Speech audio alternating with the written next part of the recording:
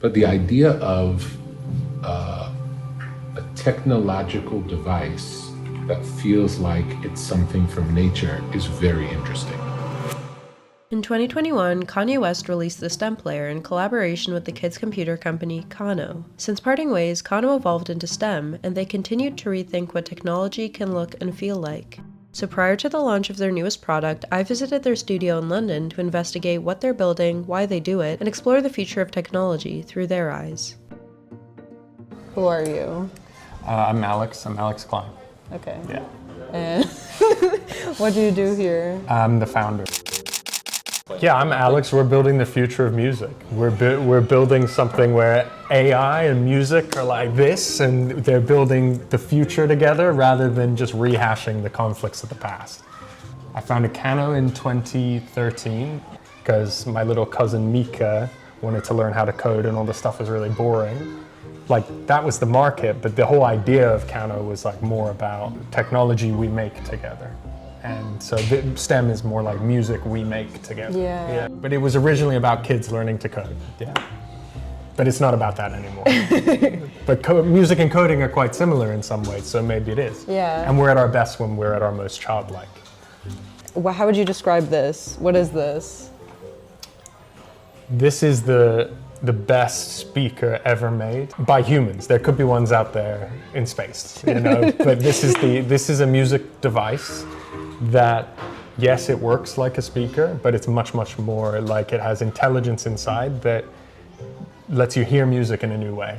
It turns any song into a new version of that song in a way that is respectful of the original song and lets you actually control and change it yourself. It's the iPod for the age of AI. Much as the original STEM player set that like as the mission, that was like the art house film, this is like the blockbuster version of that. Okay. You know? What compels you to make stuff like this? Because basically like this is the government.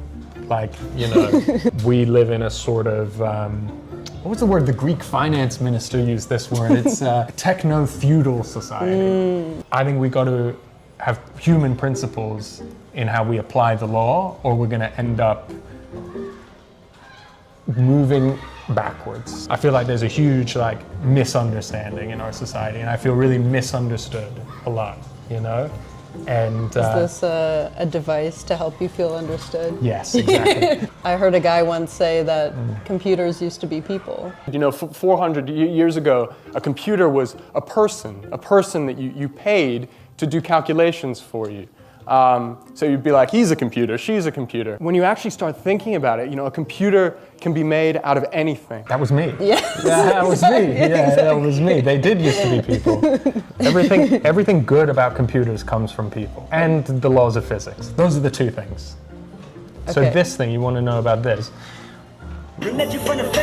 So like the original STEM player, you know, you got all your music on here. But unlike the original STEM player, it's bigger, it's smarter, and it's louder. Silence for the record. Tell the world I know it's too late. When you know we've been hurt, been down before. My knees getting weak. And now it's generating a mix. New version of All Right by Kendrick, generated in real time by the device, right? So this is like serious AI shit happening inside this thing. What we're doing is we're using a discipline of music information retrieval called chromatic and beat detection to detect the rhythmic and melodic structure of the song. And then we map that fingerprint of the song on a space, a three-dimensional space that actually curls back on itself.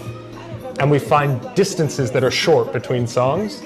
Then we modify them as little as possible to create like a mix. And now we can slowly bring back in All Right if we want. Like.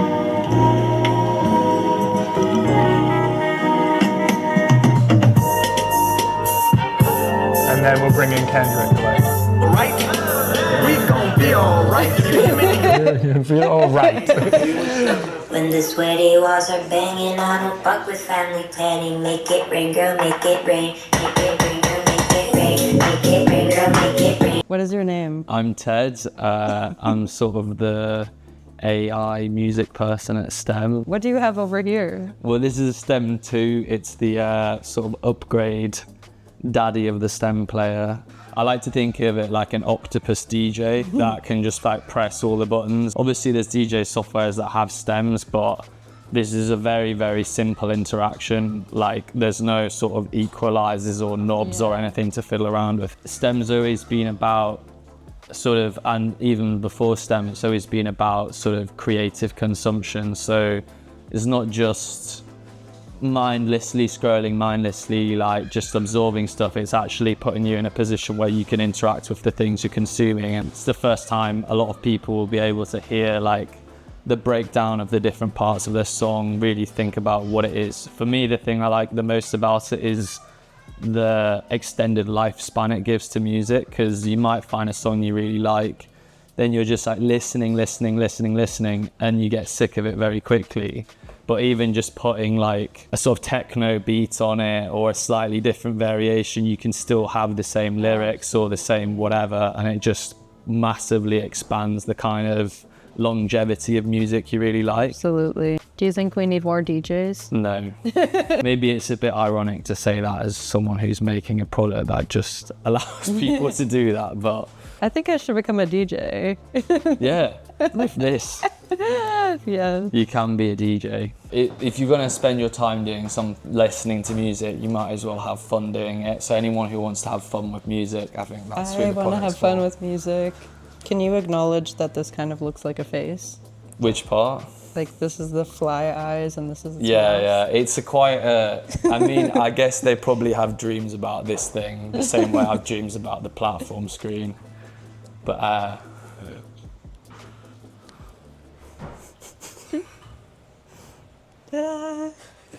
All right, thank you so much. was that all right?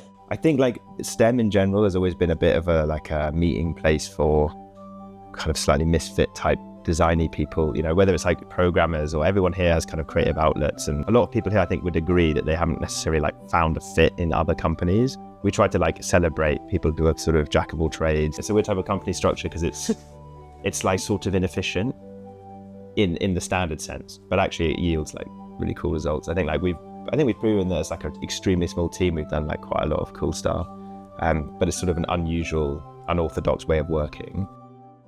Who are you? Who am I? Yeah. Come on. Okay, yeah, just walk us through. Let's just film some shit. Yeah, exactly. What is this room? This room is the dumping ground and general workshop space. We have like quite a big emphasis on just like playing around with materials and making stuff. As you can see, there's like everything from strange scent bottles, which actually smell really disgusting. Like we were trying to find like a scent for STEM. So It smells like my grandma. Can we go around this? I'm not wearing shoes right now because I thought my shoes were too loud. God, be careful around here though, Okay. without shoes. There might be nails and stuff. Maybe sign a waiver. This is the toxic fumes cupboard. We use these resin printers to kind of create molds for silicon because it's actually a little bit difficult to sort of do them by hand. So we kind of use this to make molds. But increasingly we've sort of stopped using it as much. And kind of, yeah, like I said, when we're making these big speakers, like we're turning to doing stuff by hand again. I think sometimes when you speed it up, you also lose something along the way. Something about the like tactility and the like time spent with a shape often like triggers your mind in different ways. So we're sort of like trying to blend both worlds. It's not just 3D printing everything. So that's why this workshop is so messy, because it's a real active workshop. And for anyone who has a workshop, they'll know that like they look like this most of the time. Yeah. And then you tidy them up when people come round. Absolutely. Which I would have done if I'd known. You always have to arrive on surprise. It's true, yeah. Like some of those Apple videos like have this like insanely pristine workshop, and it's kind of like, that's really nice, but it's ominous. And when we're sort of starting out with forms, a lot of it's about like people's instinctive response to the shapes. So like we just make foam models, and we make things out of wood, we make things as quick as we can just to like evaluate what the shape of something is. One of the best ways to kind of communicate an idea, I find, is still just like making something by hand. Talking about tech as tech is kind of like the first part of the problem. It's like we see it as this like separate entity, like your phone. It sort of lives in a completely different universe to everything else that you own as a product. We know objectively that like nature feels good to humans, and like we are nature. but then the things that we interact with the most on a day-to-day basis feel so unnatural. And we try to that if it felt more natural and built the same way that we're built or anything in nature is built, maybe our entire experience with them would be better and just feel better. Kind of like nuclear bunkers. Yeah. Like, you know, they paint the inside of nuclear bunkers. Scenes of the outdoors. And that's like because they studied and they're like, humans feel good when anything even emulates. Yeah, even if it's like a facsimile. Exactly. The analogies we use to describe humans today are often taken from like machine analogy. It's really weird. Like we talk about ways of thinking, like, you know, the brain operating like a computer or like circuits, and it's like, I don't believe that, you know. I think like it's the other way around. There's a thing in design that's just like always been my kind of driving force. It's like, how do people really use things? Like, how do people feel subconsciously about things? It's like the world we feel like we know. But I mean, if you look around this room, it's like loads of stuff is being weirdly appropriated. Like you throw a jacket on a chair, it's like the chairs aren't really designed to hold jackets, but we do it that way. Like you'd push this in front of something to make a door stop. Humans, I think, have these like amazing superpowers and senses to sense like how nice something is and how satisfying it is. And you can kind of feel like how heavy the door is and how it will close, but you don't necessarily have to interact with it to see it. A lot of what we do here is to try and like explore that. We kind of like use musical gear in a really like naive way. I don't think anyone here actually really knows how like modular synthesis works, or like definitely not how to use this thing. But we just play around with it and sort of learn a little bit from the complex interfaces we then try to like make simple. I think our products are trying to celebrate that a bit as well, this idea of like not being told necessarily how something fully works and letting you explore it and making that part of the experience without it being too obtuse, you know? Yeah, I think like you look at the way that kids look at the world, it's like this incredible thing because they sort of, it's like they look at things without as much context, you know, and I think it reveals the truth behind, for example, a lot of the time like user experience reveals like how most people actually probably respond to something, but they're just like not afraid to tell you. Exactly. And obviously it's no coincidence that like we are right next to a school. You know, actually, it's. Do you ever let the kids in and study them? Yes. No, we go there quite a lot, and so we work with the school next door as well as like other schools to do research programs. And so a lot of the form and the design and the language is like informed by those experiences. But yeah, kids love it, and a lot of parents have told me since we made it that they want their kids to grow up in a world where like these are the tech devices they have. It's so nice. Like and because it's kind of screenless and it kind of actually makes people focus in this really weird way, where it's not like, I wouldn't say it's like concentration, but it's more like being intrigued about something. Yeah, intuitive kind of like play. And obviously we're not the only people who do that, but I think we've managed to do it quite well. Hi, I'm Deanne. I'm the industrial designer here at STEM. So I'm part of Bruno's team. We're a team of 4 people. From the STEM player, we wanted to retain the language of it being really organic and really nice to hold and like very universal. This was like the first kind of idea that we had, and we like ran along with it. So we didn't ever kind of deviate from this form because we just liked holding it so much. And this is a paper model that is made of like lots of slices. The first like concept that we had with the STEM speaker, STEM 2, is to make it so that it cradles the STEM player. We literally just put it on top of a ball of clay, and then the form that we got left over is the exact form of this thing. Yeah. The curvature is designed in a way where the smaller products, they all sit on top and they don't move. Do you guys know In the Night Garden? Yeah, there's. Oh my gosh, I love In the Night Garden. Do you know Macapaca? Yeah. Like the one that like collects stones? Yeah. It's like this. Like a baby. Yeah. The form is actually pretty inspired by his head, because his head is a stack of stones. What makes them so fascinating for babies is what makes them fascinating for adults. We're the same things. Yeah. We're the same things, and we forget that along the way. You can't really judge it unless you hold it in your hands. And I think that's the power of getting people to feel our products, is that it's really hard to vocalize and verbalize how it feels without like your hands touching it and playing with it. Can you show me how it works? A song is represented by one single color, and when you play the song, the song is separated into 4 stems. You kind of got like your bass, like your vocals. This is like the drums. You can really take control of how you want to hear your music. It also does an auto mixing, so you can kind of listen to an endless stream of music that you even haven't heard of before. How do you upload music to it? So everything is done on our platform, which is called STEM FM, and you can upload any song that you want. It finds mixes that match well with the song, so you can use it as a party trick. You can play in your own bedroom. Love that. So you can have like endless fun with this thing.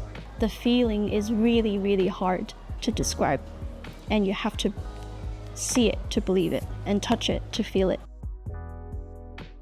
Can you tell me more about the inspiration behind the form and the shapes? The first thing they've got to want to do is like pick up the product. It's not like, you know, cool knobs and sliders. It's not like crazy interfaces. It's like most people don't pick up that stuff. Yeah. So how do you get people to pick something up? And then we started looking at shapes and forms that people found like instinctively nice to just hold. And actually, as it turns out, it's just like soft, round pebble shapes. Did you test that? Just yeah, by like giving so people many shapes and be like, how do you we feel made about like that's why we this? have the workshop. We made like thousands of shapes, different size things, different materials, different weights. So it wasn't really like intentional. It was just the outcome of exploring a process. How did you guys land on this like the cross shape? Yeah, and like even on the bigger one, it's always just 4 things. Yeah. It makes sense to people when you explain to them, you know, what that device is doing. Like it's splitting into like 4 parts of the song. The 4 parts we all recognize. 4 stems? There's 4 stems. I mean, obviously, like a lot of music has like thousands of stems, but obviously people recognize like those 4 things, and it's also easy to like split them out. I don't know. We're just really inspired by these like shapes and these layouts of almost like graphic elements like these that anyone can kind of remember. You could give this product to someone one time and then ask them to draw it, and they could like draw it on a piece of paper. Absolutely. You know, you have these grooves that like suggest function without telling you exactly how they work. You know, we looked at a lot of like meditation stones, you know, where people kind of like caress them and they rub them because it's really like calming and soft. You know, we wanted to bring that experience to making music as well, make it kind of calming and not sort of hard and mechanical, but more like soft and almost like a stroking something. And then of course there's like a lot of design detailing that we do. For example, we quite like this idea of things looking like they were once rigid and then that they got like eroded in the ocean. Okay, can we talk about this? Sure, yeah.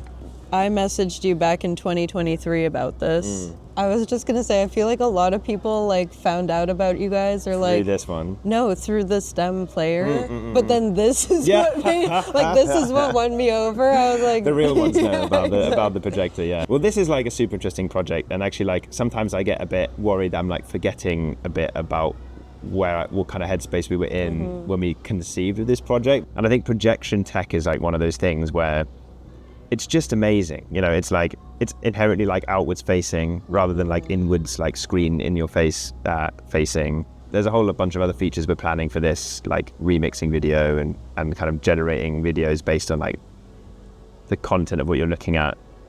I guess a big part of STEM experiences as well are that like while you're consuming, you can kind of like very easily transition into creating with the thing you're consuming, but then instantly snap back to just consuming it again. You know, so it's this very like elastic experience. Wow. Some of this stuff was, I mean, these are some of the early ones when we decided that for the design process, as well as like so many people on Instagram would be like, we're gonna ship one that is like this and it'll be super crazy and it'll go viral, like that dream thing, you know, or like we're gonna ship it like this and everyone's like, oh, it's so crazy. The hard thing is to like make it both crazy and inevitable, you know, and that's the pattern we ultimately landed on. Yeah, you said it, that's it. Yeah. This was some packaging that I still really want to do, but it's just like 2 pieces of Shrink it's like wrapped it's paper. like it's not even shrink wrapped, it's like what they use in butcher shops. Wait, do you know what Justin Bieber said about the design of the stem? No. Why don't you say, Bruno? He said a lot of stuff. Well, the one word he said it was sexy. He said was that it was sexy.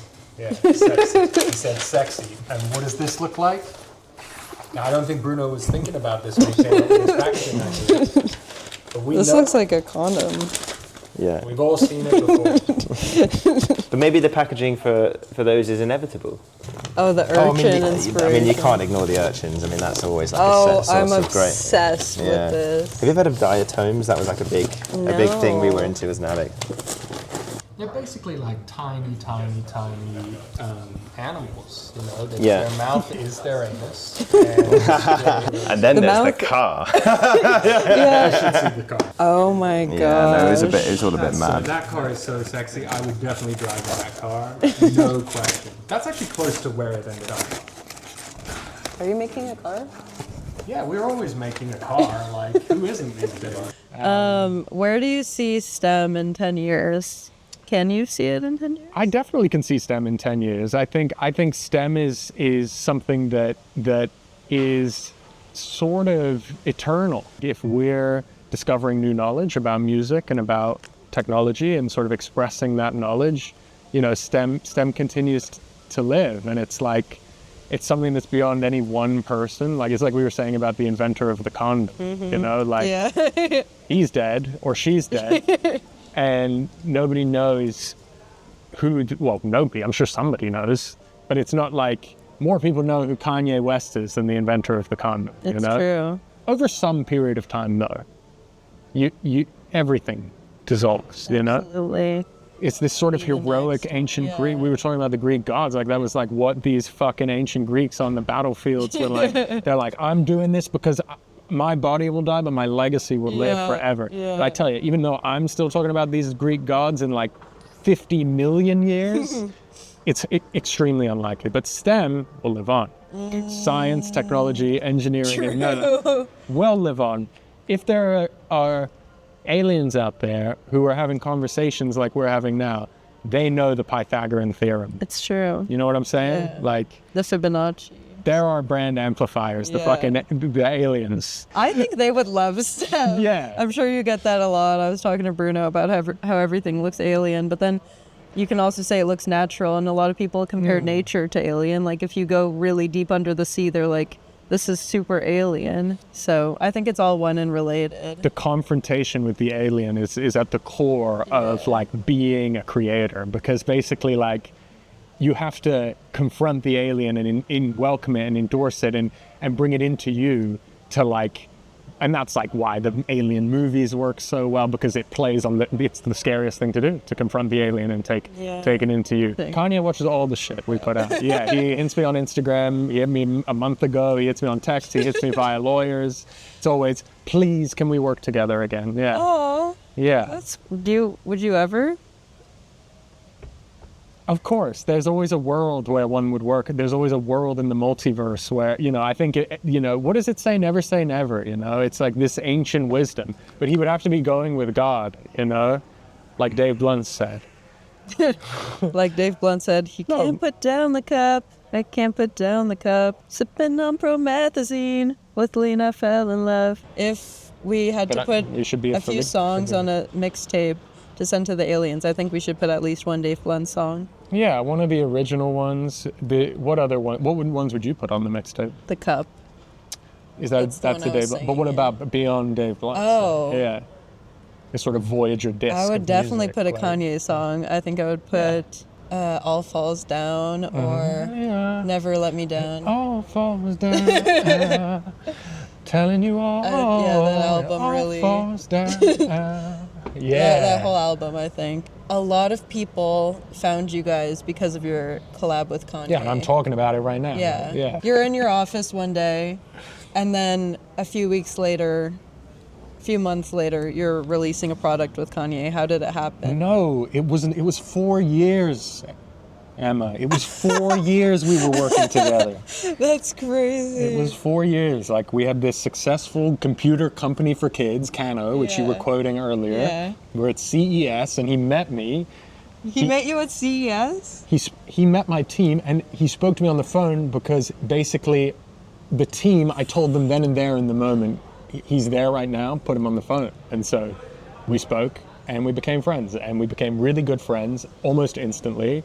We were sharing a lot of personal stuff. One of my good friends like lost his grip on his life, and when it's funny because he's danced with it for a long time, and it just almost became a thing of like, they say I'm insane, but now I'm back, you know, like they say I'm insane, and now this. But like he lost his we basically in the end, when we were shouting at each other in the car on the way to the house from the Nobu about this, him wanting the projector really bad, and me being like, well, I'm not going to continue working with you in any capacity or making any deal with you because we've been working together creatively and as friends. I'm not going to make any deal with you on my business if you don't pay some homage to the notion that are from Jesus, that we're all saved and in God's kingdom through Jesus Christ. And that doesn't, matter if you're a Jew. Jesus was a Jew. It doesn't matter if you're black, It's all about us together going towards the light, always to the light. Or I go to the light, always to the light. So at that point, we were kind of in a very difficult business situation because for the last year, we'd been selling millions of dollars worth of revenue, paying people off of that, paying all the people who worked on it, paying people who came to ask us for money, basically about the release, clearing up after Kanye basically didn't license any of the music. He didn't pay Mike Dean, he didn't get the rights, and he didn't get any of that, and basically left everyone else holding the bag. And we are not billionaires, neither is Mike Dean, so respect to him. And so we basically had to shut down the company. We just shut down Kano, the kids' computer kit company. And from there, I bought out basically the company from administration. We put it into bankruptcy. Kano. Okay. Then we had this STEM idea, which was we've been stemming music for years. We've been doing STEM computer kits since 2013. Let's just make STEM.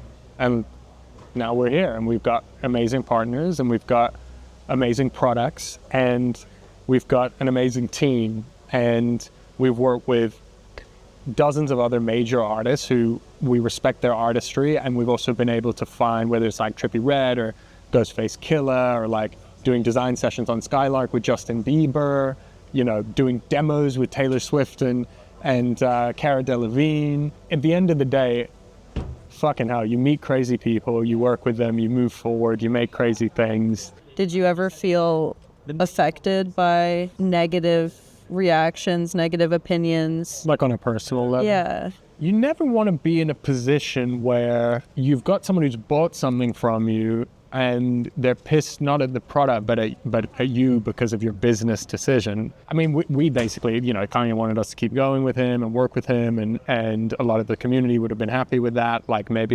As I say, the vocal 1% to 2% were very pissed, and then there were 10 to 20% they're willing to kind of give the benefit of the doubt and be like, maybe this is just another episode and the Kanye we love will be back. But because I'd seen enough episodes with him over 4 years, I could tell this one was different. I knew that basically he'd gone down a route that could only end in a terrible, terrible place for him and anyone who was going to go down that route with him. And so I hope he watches this, and God willing, the Kanye, me, Cudi, Pusha, God, who else? There's so many, who want to see come back can come back, but you're going to have to come back with some consistency. Engineering is all about consistency. He always be saying to people I'm an engineer, I'm a scientist. No, not at all. Sometimes, but recently, not at all. And engineering is about consistency. So that's it did hurt my feelings, but I feel if that was it. Maybe this is the therapy. Yeah, of course it hurt my feelings when people be like, oh, you turned on Kanye. I didn't turn on him. I gave him every possible opportunity to work with us, and we treated him like a beloved friend, and I feel confident that we did that. And so fuck those people who were saying those anti-Semitic things. I'm going to end it off on a note of, just quickly, why do you feel optimistic about tech moving forward? Mechanical technology is not the only kind of technology. You have organic technology that has evolved over billions of years as a human being. I think we're on the verge of some major breakthroughs. Times like these are always very difficult in the world, but the last time this kind of political environment came around, we got relativity from Einstein, we got quantum mechanics from Schrödinger and Heisenberg, we got incredible engineering. I'm super optimistic about tech. Love that. And God willing, we can, as humans, just treat each other really lovely in Jesus' name. because that will make sure the amazing tech is also good for all of us as our little monkey guys. That Absolutely. Absolutely. Yeah. And I'm going to end it on the note of asking myself kind of where do I see STEM, or why I was gravitated towards this in the first place. I judge things based on if I was on a psychedelic, would I be having a good experience? I just see the design of the STEM products and it makes me feel very comfortable and at ease, and I think all tech should feel that way, and I see a universe being built around that, and I see other tech being influenced by that as well. Where, yeah, I agree with that. Where would you like to be on psychedelics? Other than with STEM and at STEM? In a forest. Exactly, in a forest. Looking at some beautifully smooth rocks. Exactly. that have glowing lights in them as well. And that shit you can never make it, even at STEM, the company. STEM, the science of the universe, and God makes that, the forest, the rocks. So yeah, thanks so much for spending the day with us. It was lovely. It was really great. It was lovely. Yeah. Thank you so much for having me. Me, Alex, we're signing off. Emma, Orhun. Tech is going to be sick with STEM specifically, but also in general, if we take care of it, guys. Take care of yourselves. Be good to yourselves. I don't know why I'm taking over this stream right now. You should be a vlogger yourself. That's what my wife always says.